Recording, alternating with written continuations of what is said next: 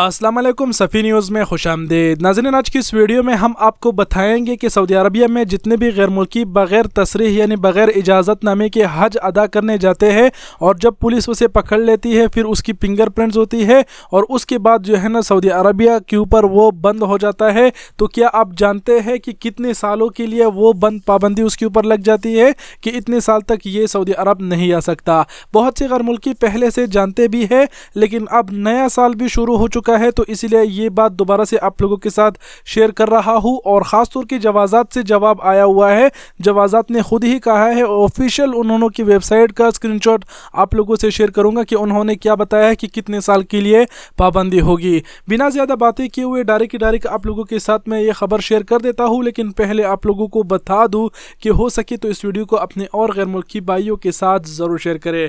तो नाज़रीन, जो स्क्रीनशॉट आप देख सकते हैं ये ट्विटर के स्क्रीनशॉट है और इस भाई ने यहाँ पर जवाज़ात से पूछा है कि अगर इजाज़तनामे के बगैर हज करने वाले किसी गैर मुल्की के फिंगरप्रिंट्स ले लिए गए हो जो बासमाल हज के नाम से मशहूर है तो सऊदी अरब से इसकी बेदखली कितने मुद्दत के लिए होगी। इसके नीचे आप लोग देख सकते हैं इन्होंने अबशर से पूछा है। अबशर ने इन्होंने को जवाब दिया है कि आप जवाज़ात से ये बात पूछ लीजिए।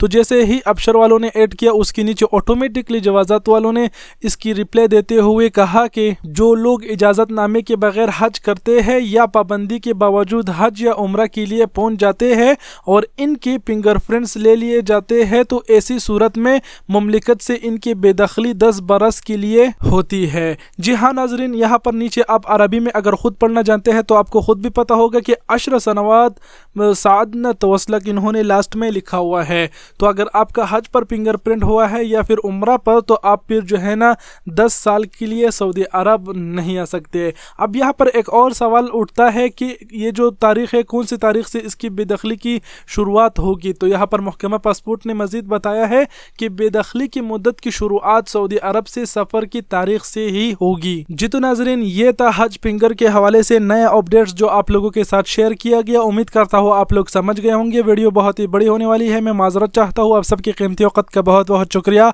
अपना बहुत सारा ख्याल रखिएगा। अल्लाह हाफिज़।